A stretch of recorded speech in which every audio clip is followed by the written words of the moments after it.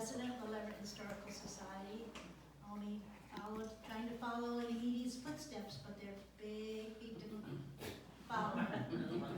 We have with us David Palmer, who's our secretary, and Julie Shively in the back, who's our treasurer. And we just want to share something about Morse Connor, the history through the Watsons. Morse Connor was named Morse Connor because before the Watsons there was Asa Moore who came and built a mill right in the center, and I don't know all the history about Asa Moore, but if you want to know it, David Palmer knows just about everything there is to know. But so it was named Morse Connor, and then when the Watsons came in the early 1900s, they contributed a great deal. They were entrepreneurs and did much for the village. So maybe Verdi will talk about the time that they voted. Should they change it to Watsonville or Watsondale? I forget which the name was, but it's in this record. I took this from the Morse Connor Schoolhouse Museum and read it, and I tagged lots of things that interest me, but I didn't say what they were. Anyway, it's going to go back there, and it is a wonderful Watson history to read. It's kind of like a gossip book. It's taken from transcripts from the newspapers, and you find out that, Mrs. Watson had a beautiful cactus flower that she took to the church. It had 16 blossoms on it. You get all those good details. So it's a fun read, but it's also great information. And so we have with us our wonderful fourth generation from John Wellesley Watson, and this is Verdi Louise Fleming, and she has done a lot of work in gathering information and pictures, and she's got a wealth of knowledge to share with us today. So let's welcome Verdi. I don't know how to turn this up. Keep it in there. Thank you. Thank you, Sarah. I hope everybody can hear me. Yes. Good. Thank you for all coming. And I had it all rehearsed in my mind what to say, and it's totally gone, so I'm just going to wing it. I have these display boards, which I made. And if you read them, if you come up here and look at them, you go left to right, and they go in order chronologically, more or less. I have a presentation to make, but before I do, I want to go over some of this with you. My great-grandfather was John Wesley Watson, and he was my mother's grandfather, and his wife was my great-grandmother, and they had my grandmother, Verdi Watson. So that's the line, the Watson family. I'm not truly a Watson. My mother was a Brett, but her mother was a Watson. Her mother was Verdi Watson. So I'm not a true Watson, but I have that in me. All right, I have a presentation. Are the officers here? Are any of the officers for the Historical Society here? Could you please come up? Wow. Presentation.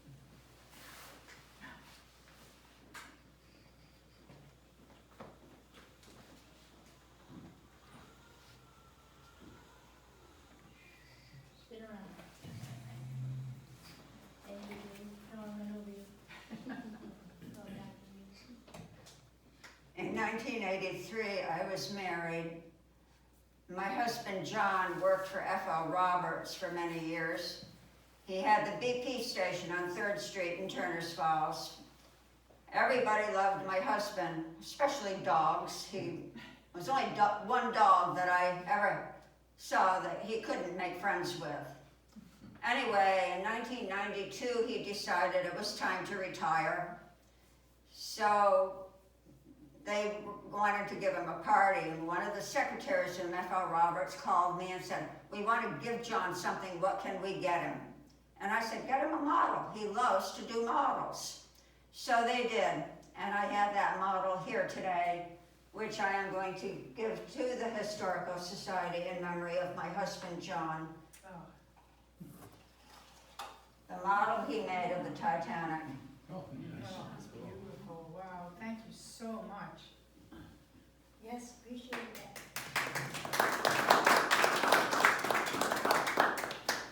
I'm already figuring out how we can display it Oh, prominently. good.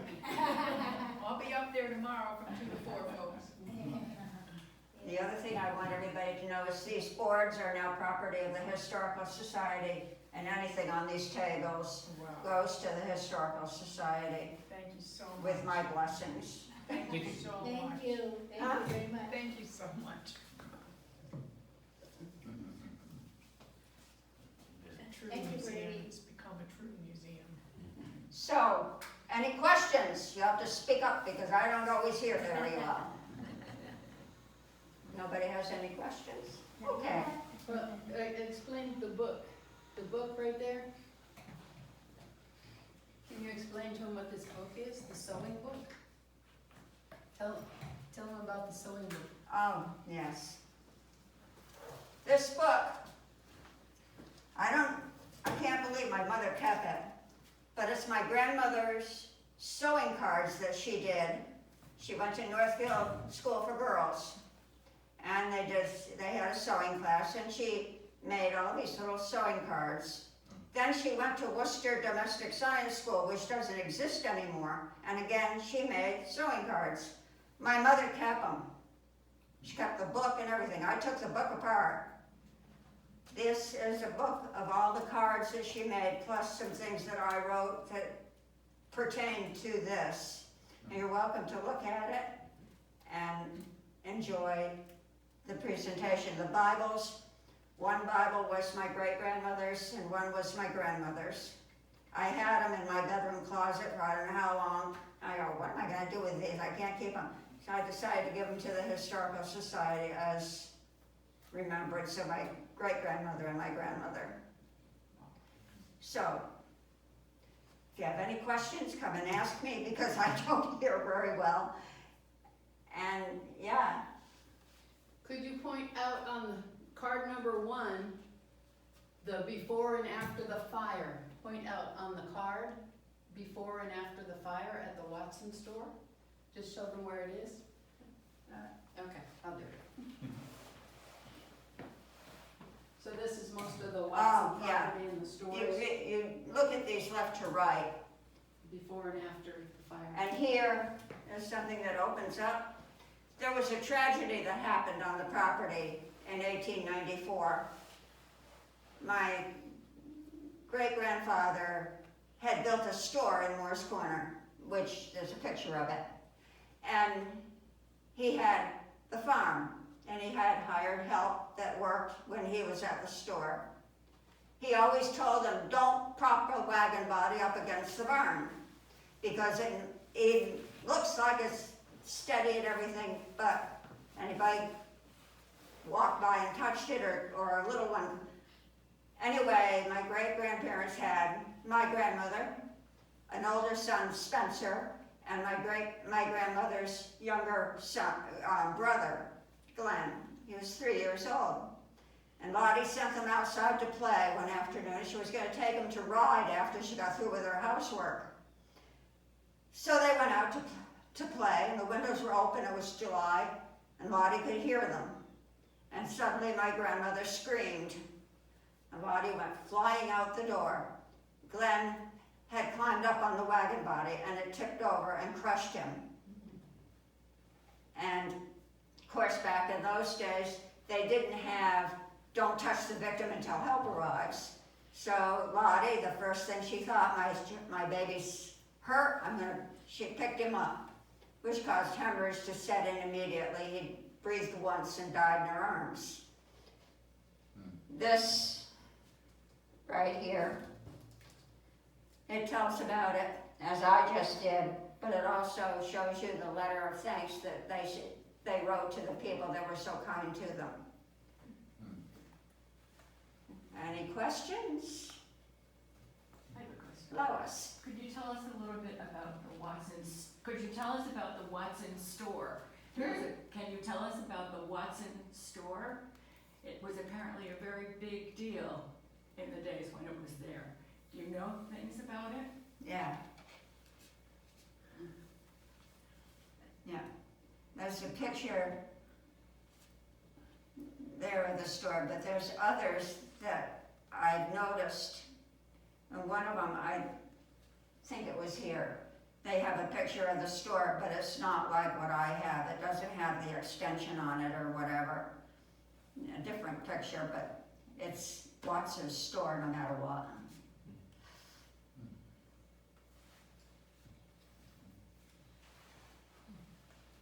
Yes.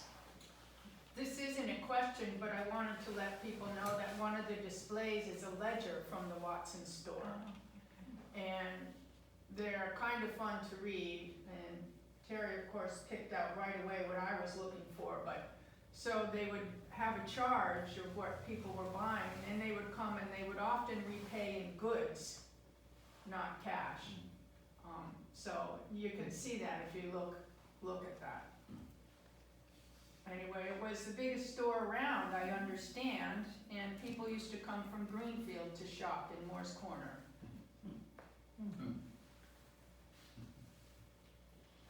Anybody else? Well, then I think that I'm gonna let everybody come up and look at everything, Well, ask me questions. Yes. okay, maybe I need the microphone for it.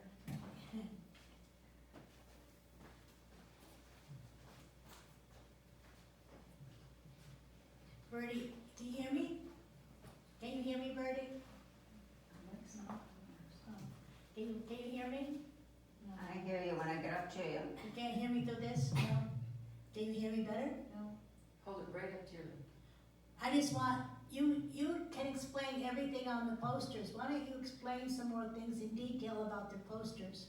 Because you have so much knowledge and history, just like you did for me when you came to visit. So if you could explain the things on your poster, we'd appreciate it.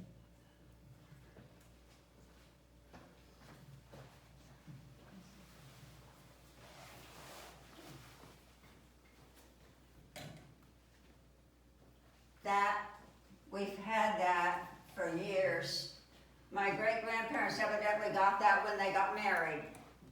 And I'm amazed that my parents had it and kept it.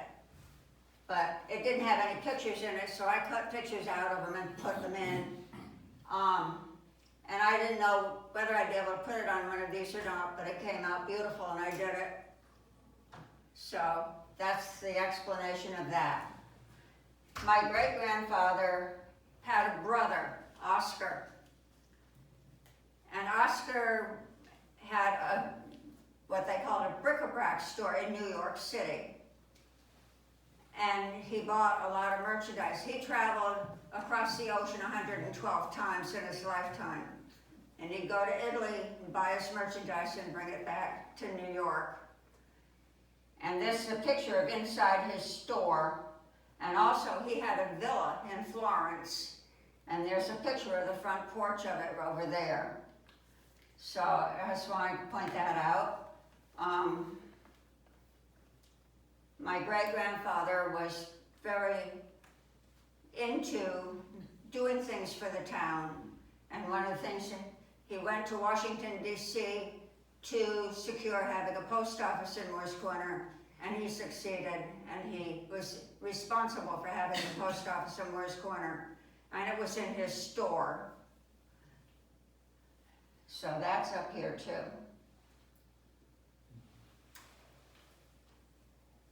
and the next one?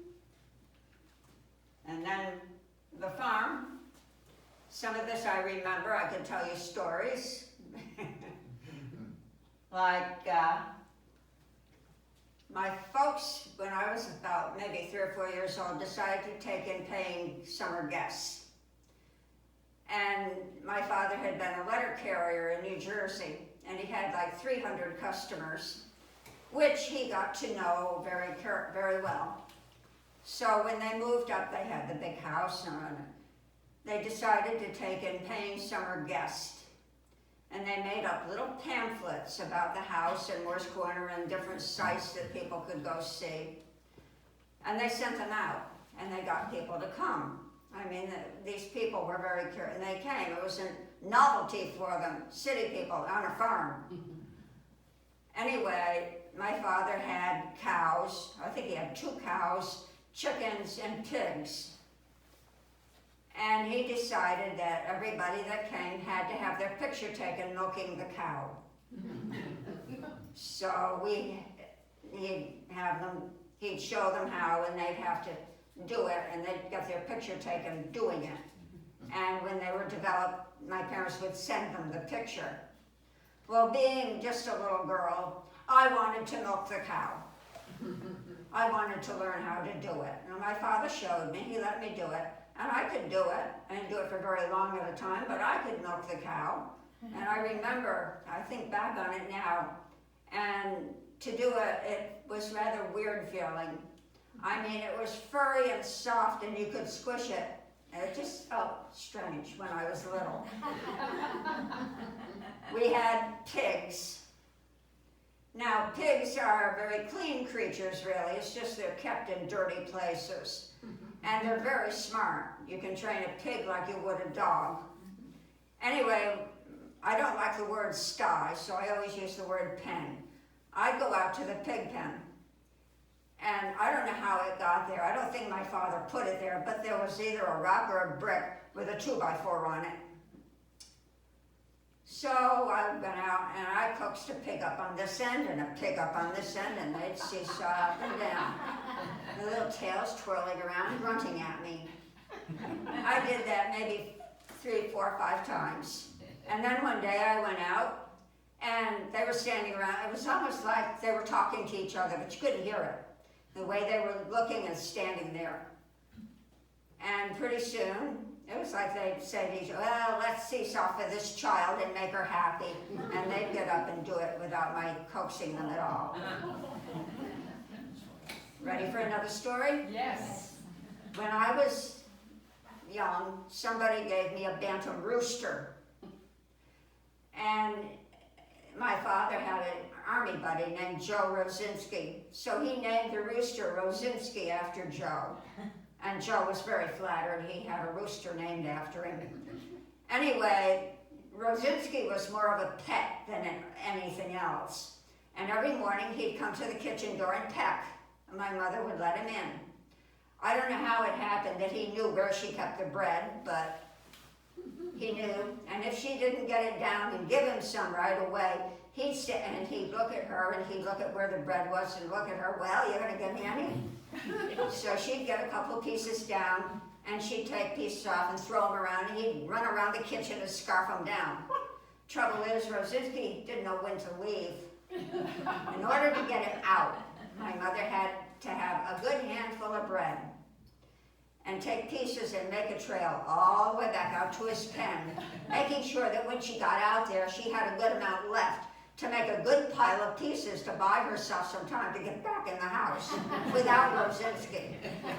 So she'd do that, and she'd literally run back to the house. She'd no more than get in the kitchen, shut the door, peck, peck, peck. Rosinski had wings and knew how to use them. That's the funny stories I can tell you right now. I don't have any more. I'm sure you do. All right, For people, right here. for people who have not been, that's the farmhouse. This was the house in 1947 when my parents first moved up there. And I have pictures here of the inside of it.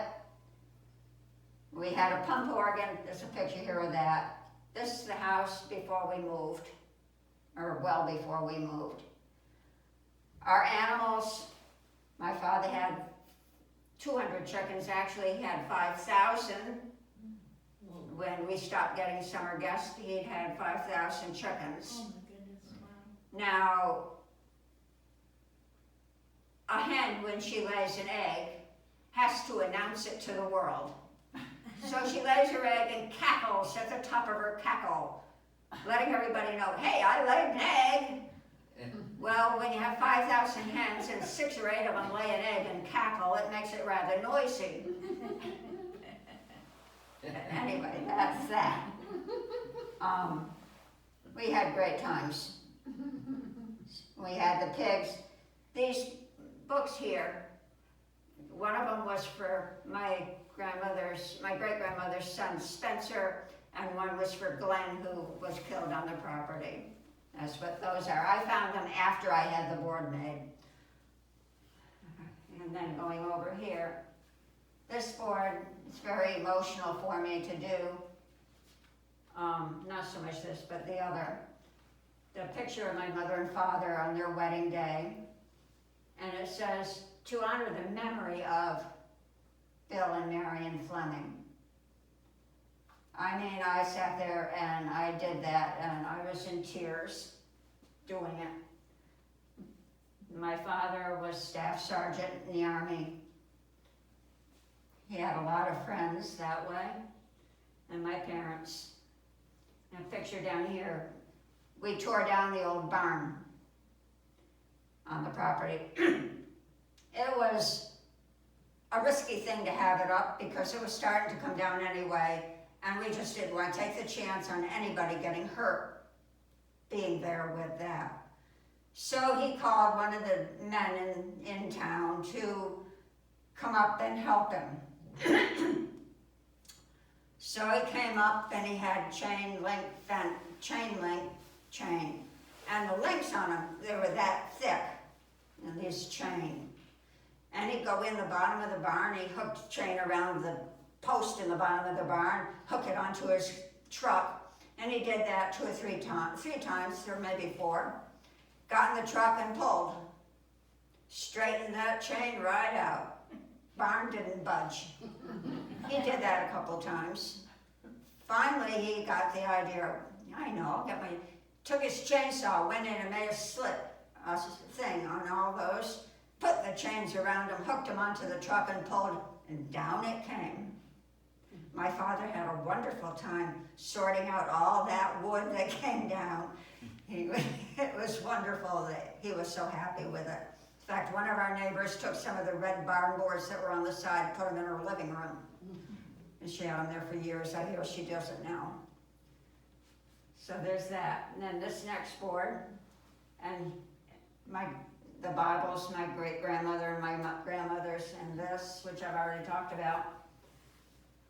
And this board, this is the family. My mother's brother, my grandmother, and my grandfather. My mother and father, and of course, Mickey had to be in on all the pictures. Then I came along, and here I am.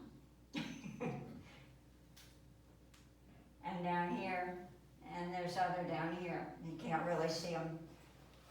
My father's mother and father. My father cut wood. That's how we heated the house, or where we were. And he'd go out and he'd cut wood. There's pictures of that. Picture of him bringing out the back door, coming in. It was like, he had a saying, never go empty-handed. You go to do something, don't go empty-handed when you come back. Bring something with you. And he always did. My parents were great fishermen. They'd go fishing every day that it was nice weather. And there's pictures of them getting ready to go, and when they'd catch fish. Right here it says Bill and Marion Bass, because that's what they both caught, was a bass.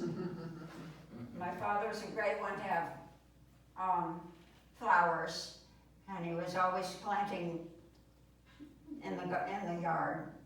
After the barn was torn down, that's where we had the garden, flowers in the barn.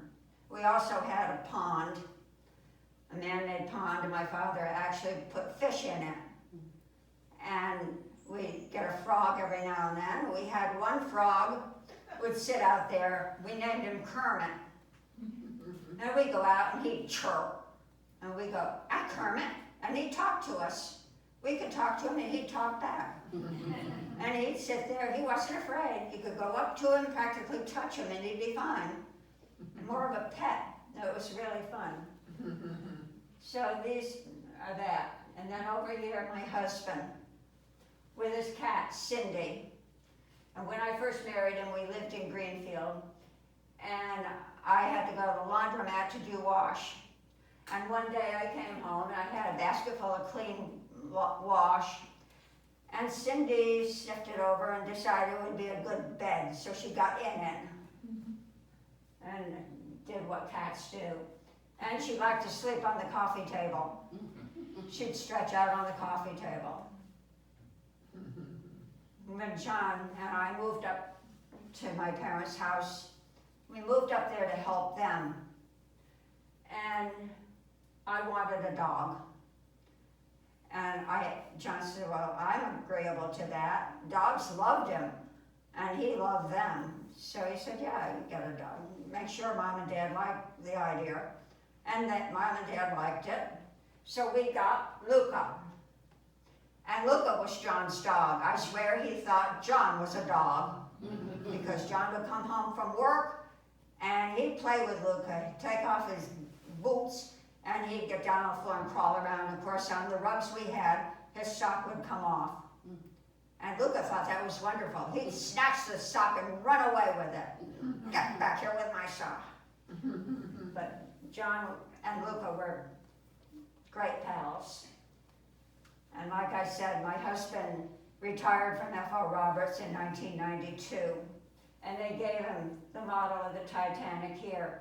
I have a picture of him here working on that model and a picture of the finished Titanic, which he finished on the anniversary of its sinking. He finished it. And down here, where my father and John are buried, my mother's there too, and someday I'll join them. So that gives you a rundown of everything. I think I probably repeated myself, but I don't think so. Verdi, you told me a story about your father when he broke his legs. And you told me a story about your father when he broke his legs and went to the hospital in Turner's. oh, Do you remember I that? didn't even think about telling anybody that. Oh, I thought it was very interesting, but maybe not. Now, my father was working on the front of the barn, and this was in June, the day after school got out, he was there. He put a door up in near the peak of the front of the barn. And he got down off the ladder and looked at it, and it didn't look right.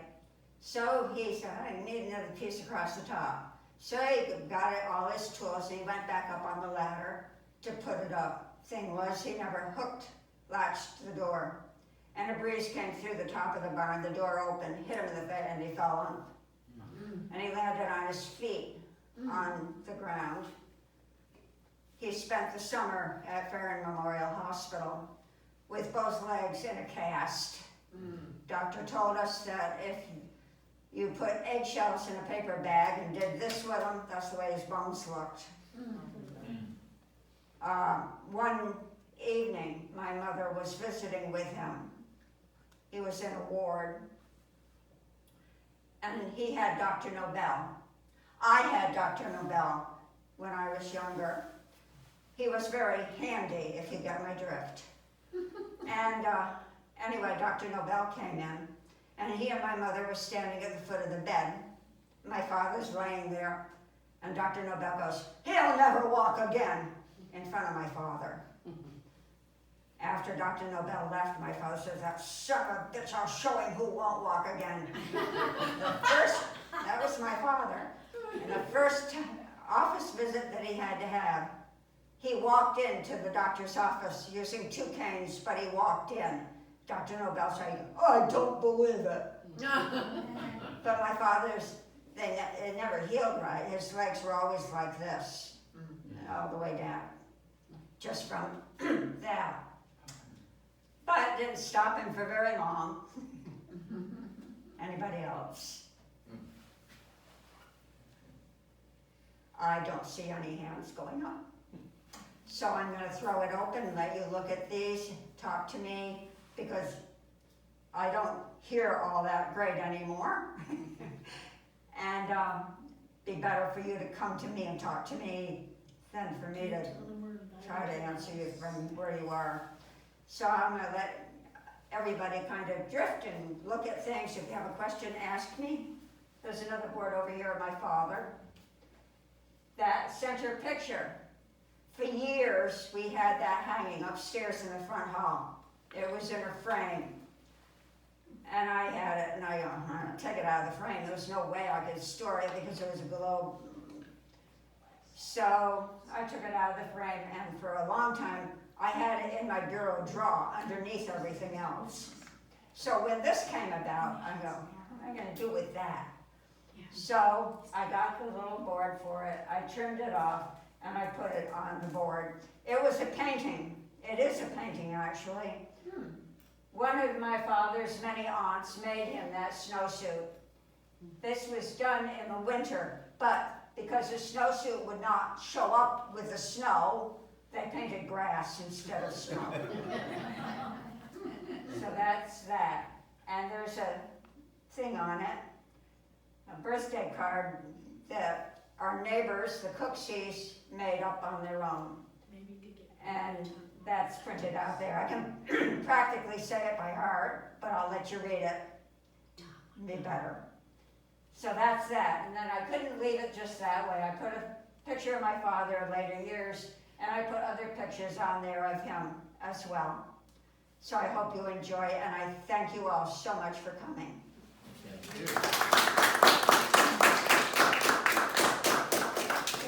David? Yes. Do you want to explain about the property and what John Watson did for Morse Connor? Yes, if people are interested in the history, I made a little map of Moore's Corner and the land to the south of it. This is the co-op right here, this pink triangle. And down here is the cemetery, the Moore's Corner Cemetery. And the little pink dot up here is the schoolhouse. So that orients you with respect to Moore's Corner. And in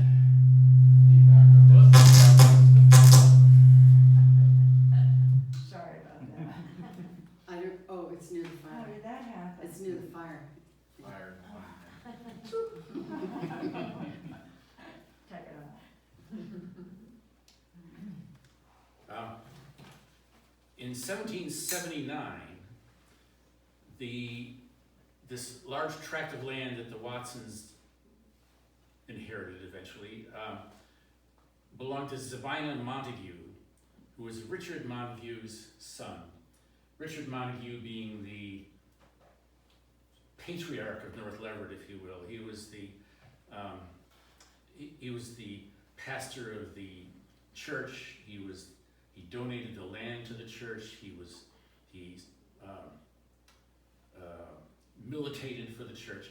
So the North Leverett Baptist Church was Montague's creation, basically, and Richard Montague owned much of the land in North Leverett. But he also owned this large tract of land that was just south of Rattlesnake Gutter Road, and it was 100 acres, and he sold it in 1779, sorry, he bought it in 1779 from his son, Zabina Montague. So somehow Zabina got it, we don't know how. Zabina sold it to Richard Montague, as I say, in 1779, and he said, beginning near Clary's Mill, which means that the Elliott Sherman's waterfall and the mill that was at the headwaters of that waterfall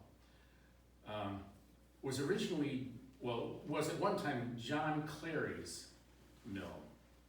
So Clary was there before, well before Asa Moore, and it was known as Clary's Mill in 1779. But the deed to this tract of property mentions that it's bounded on the north by Solomon Gould. Now the importance of that is that there's a very, very old reference in the town records from the early days when they were just, Leverett was just moving away from Sunderland, that alluded to the road to Gould's Mill. And so that road was what we now know as the Whitney Road at the crest of, well, basically where Rattlesnake Gutter is. That road was said to be the road to Gould's Mill, in the early 1770s. So Solomon Gould owned the mill before John Clary, who owned the mill before Richard Montague, who owned it before Asa Moore. So we tend to think of it as Asa Moore's mill. And the reason for that is that Asa Moore lived there for years and years and years. His son took it over after him, and his grandson-in-law took it over after his son. So it was really Moore's mill for many, many years, but Asa Moore was not the first person to have a mill there. In any case, Richard Montague sold off the east 50 acres, which is this black square here. Richard sold it to,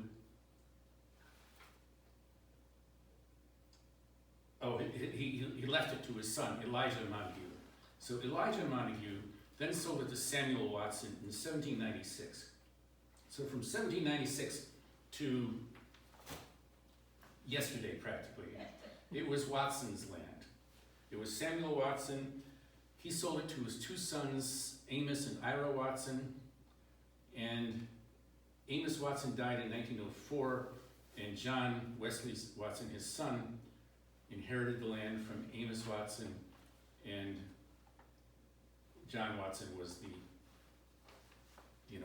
the man who built this store here,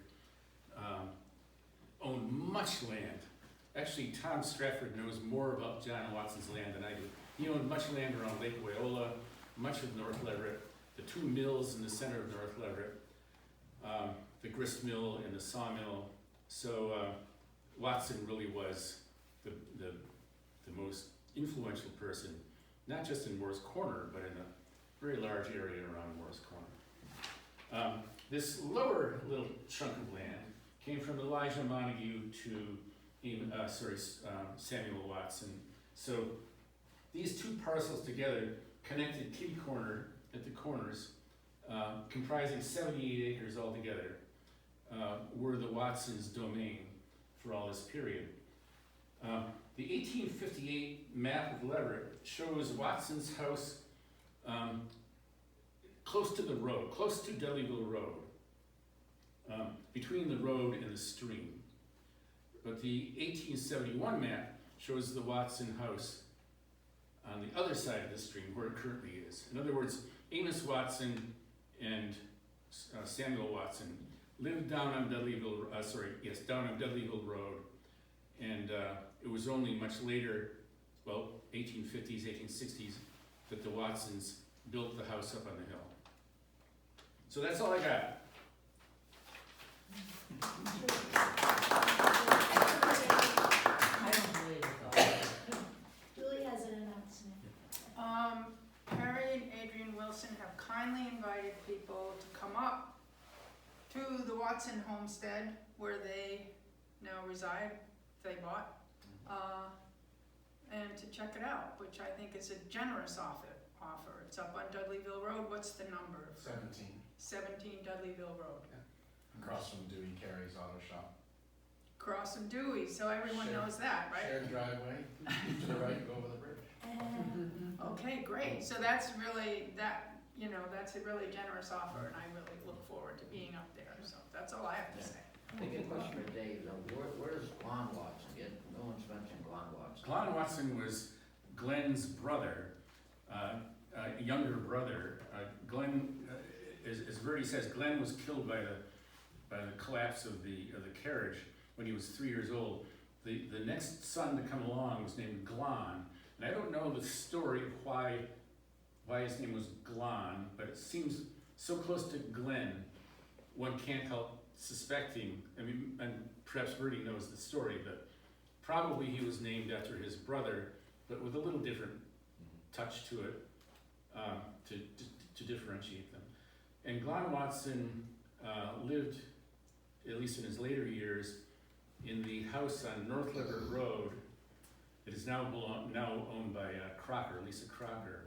But it's the large, ancient-looking house close to the road on North Leverett Road, between Moore's Corner and Coquelin Road, on the south side of the road. So it included all the fields behind it, and across the river a little bit, right up to the edge of Hemingway Road. And Glenn's son was John Watson, who lived in Bergston and died within recent memory. I'm sure others know more about it than I She do. didn't say much about the burning of the store. I think it was 1909, Tom, was that right? I think it was. Yeah, that sounds right. The store was said to be the largest store in the county, general store by county, Franklin County. I don't know why it burned down. Does anyone know the reason? But it burned down. Was it Thanksgiving Day or the night before Thanksgiving or something? Yeah, in that book I read, yes, the night before Thanksgiving, and I guess a lantern was left burning and it got knocked over. And whoever lived next door thought, oh, they just, somebody must be in there working, getting ready for whatever, the next day. Yeah. But then it was in full flames. Mm. Mm. Well, Is there, I thought she had a picture of the burnt store. Yes, the bottom one is after the fire. down here. Yeah. The bottom one you can see the chimneys. Okay. My great-grandfather's store burned down in 1909, Thanksgiving Eve. So I guess people should come up and look at these, unless there's other questions that people have. The group can answer. I'm wondering about that picture that's in the middle, that one right there, that house.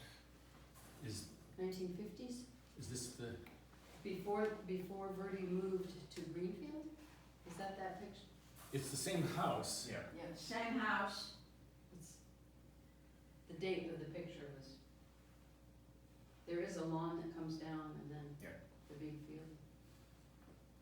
This is dated 1947, and this one isn't dated, but this one looks newer to me. Same house. Same house. Okay. You moved off of the property in 2000 and something, right? So, It was a long time you ago. said before, you said before. 20-some years ago.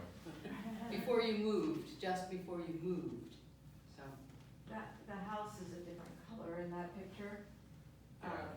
Wondering if that's an older picture. The house was white when we bought it. And that was portico, so I don't Was that know. on it when It's you- white in Yeah. the top one. I'm gonna guess the bottom picture is older, because I think the house was green at one point. Verdi, was the house green at one point? Was the house green colored?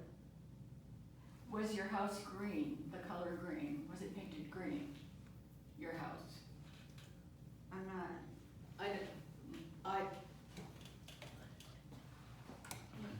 The house has always been white, but this looks like, I think it was gray at one time. Was it painted gray? The house was painted, and it looks different. Green or gray? Who's got gray on? Black and white picture. Don't know. It's definitely the house, it's just a different color. What color was it when you bought it? White. Right, okay. Excuse me, are you the Wilsons? Yeah. Oh, I didn't know. Welcome, thank you for your Sure. invitation. Quite welcome. Do you wanna tell people how to get to your house? In case they, You just did, Yeah. I know, but you kinda have to know. kinda have to know. Go to the North Leverett store Co-op. and go up Dudleyville Road and look for, you'll see 19 before 17, right? It's a shared driveway with 19 and 17. Look for 19, and drive across the bridge, straight Up there. up the hill.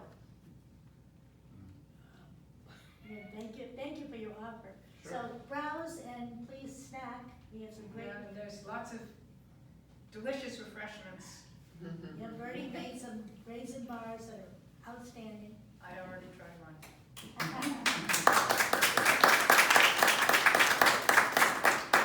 Can we have some information about the Titanic? Would that be possible? Just a model that John, Because I'm the one that, well, my daughter was the one who brought it downstairs,